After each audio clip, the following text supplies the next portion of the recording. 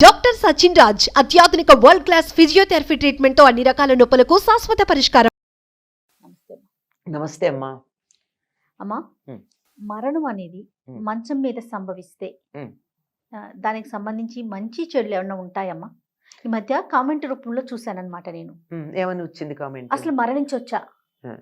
దీనివల్ల మంచి జరుగుతుందా చెడు జరుగుతుందా అనేది కామెంట్ చేశారు.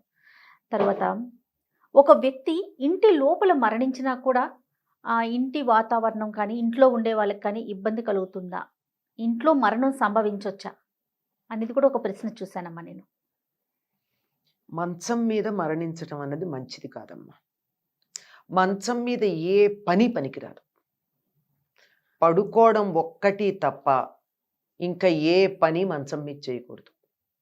మంచం మీద అన్నం తినకూడదు, మంచం మీద కూర్చొని చదవకూడదు, మంచం మీద కూర్చొని జపాలు తపాలు అవి ఏమీ చేయకూడదు.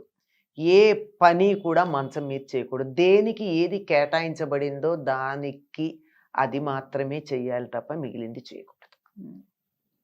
అంతే కదా? అవునవును. మంచం అన్నది పడుకోవడానికి. అది ఎందుకు పనికిరాదు మిగిలిన వాటికి అంటే ఆ విషయం మనం గమనించాలి. మనిషి శరీరంలో ఎక్కువగా జీవ ప్రక్రియ జరిగేటటువంటి సమయం నిద్రపోయేటప్పుడు మెటాబాలిక్ యాక్టివిటీ జరుగుతుంది. విపరీతంగా చెమట పడుతుంది.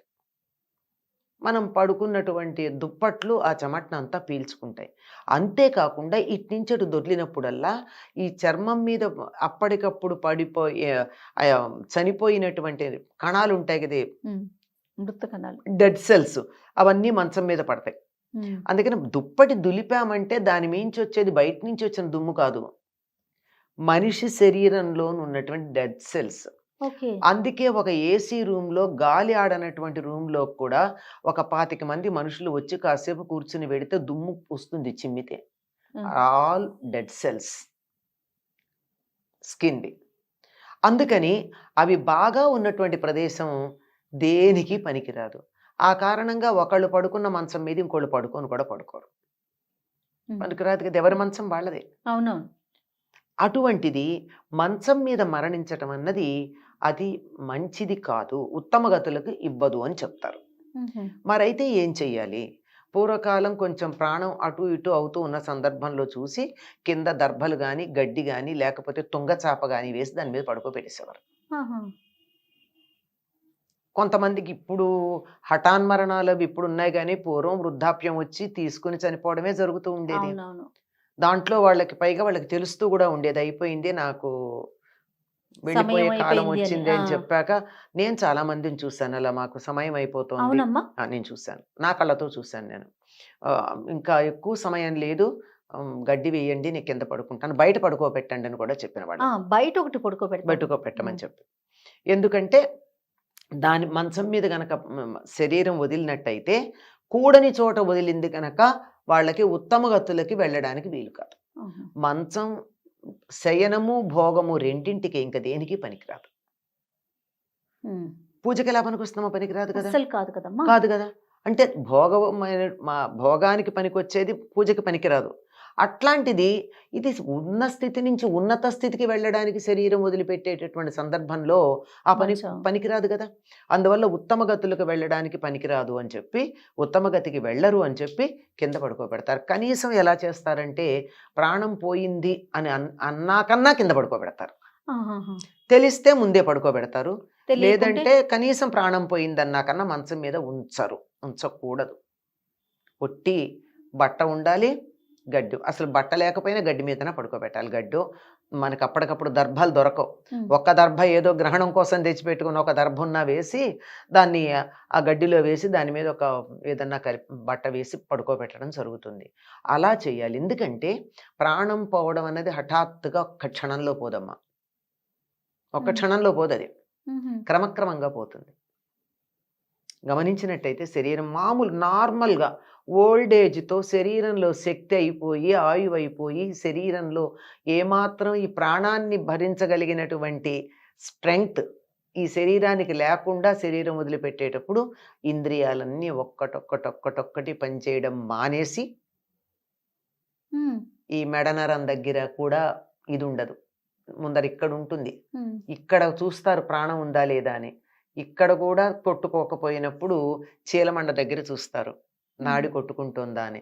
అక్కడ కూడా కొట్టుకోవడం మానేసిందంటే ఇలా కంటి రెప్ప ఎత్తి చూస్తారు కనుపాపలో కదలికుందా అని. అది కూడా లేదంటే ఇంక అయిపోయినట్టు. అంచేత ఈ క్రమంలో ఏదైనా ఇంకా పూర్తిగా పోయినట్టు కాదు కదా, ఈ క్రమంలో ఏదైనా ఒక గుర్తు వచ్చిందంటే వెంటనే కింద పడుకోబెట్టేవారు పూర్వం. ఎందుకని? వీరు మరణిస్తారు అనేటటువంటి సంగతి తెలుస్తోంది గనక. ఇప్పుడు హఠాన్మరణాలు, దుర్ఘటనలు, అందుకే దుర్ఘటనల్లో పోయినటువంటి వారికి ఉత్తమగతులు రావడం రావంటాం. కష్టం అని చెప్పడానికి కారణం ఇది. ఈ క్రమం జరగదు గనక. ఆహా. ఈ క్రమంలో శరీరం నెమ్మదిగా వదిలేటటువంటి ప్రక్రియ జరుగుతోంది. ఈ జరిగేటటువంటప్పుడు ఇలా అవుతుందన్నమాట. అందుకని అది తెలిసి కింద పడుకోబెడతారు. అలా గనక అయినట్టయితే మరి దర్భకి ప్రత్యామ్నాయంగా గడ్డో తుంగచాపో వేస్తారు. కానీ దర్భ అయితే శ్రేష్టం. సహస్ర పరమాదేవి శతమూల శతాంకుర సర్వం హరతు మే పాపం దూర్వా దుస్వప్న నాశిని అని దర్భని గురించి చెప్తారు. సమస్తమైనటువంటి పాపాలు పోగొట్టగలిగినటువంటిది కనుక ఇక్కడ ఉండేటటువంటివి ఏవి కూడా తమతో పట్టుకెళ్లకుండా చాలా వరకు పాపాలన్నీ అక్కడే ప్రక్షాళనం అయిపోయి జీవుడు పైకి వెళ్ళడానికి వీలవుతుందని మంచం మీద మంచం మీద లేకుండా శరీరం వదిలే ఏర్పాటు చేస్తారు. అయ్యో మా నాన్నో మా అమ్మో పెద్దవాళ్ళు ఎవరో ఉంటారు కదా, అయ్యో వాళ్ళని ఇలా చేస్తామా అని చెప్పి కంగారు పడుతూ ఉంటారు. ఎంతంటే ఈ ప్రేమలు మనిషి మీద శవాన్ని ఊరేగిస్తూ గొడుగు పట్టుకుంటారండి ఎండ తగులుతోందని. కదమ్మా. మమకారాలు కాంట్ హెల్ప్ ఇట్. అలా అనిపిస్తుంది అయ్యో అని. కానీ ఇది మాత్రం ఇక్కడ కన్నా ఉత్తమ, ఆ గొడుగు పట్టుకుంటే వచ్చే అభ్యంతరం ఏం లేదు. కానీ ఇక్కడ మాత్రం ఇలా ఉత్తమ గతులకి మనం అడ్డం పడకూడదుగా. అవును, ఇలాంటి విషయాల్లో. అందుకని వాళ్ళకి మంచి గతి జరగాలి, ఇంతకన్నా ఉన్నత స్థితికి వెళ్ళాలి అనే సంకల్పం ఉన్నప్పుడు వాళ్ళని ఆ విధంగా చేయడమే సరైనటువంటి పద్ధతి. ఇంట్లో కూడా ఉంచరు ఎందుకనమ్మా, బయటకు తీసుకువెళ్తారు. వీలైతే అలా వాడు ఇంకా శరీరం వదులుతారు అని వాళ్ళకి తెలుస్తుంది కొంతమందికి, లేదా ఇంట్లో వాళ్ళకి గనక తెలిసినట్టయితే ఇంట్లో పోకూడదు అంటారు.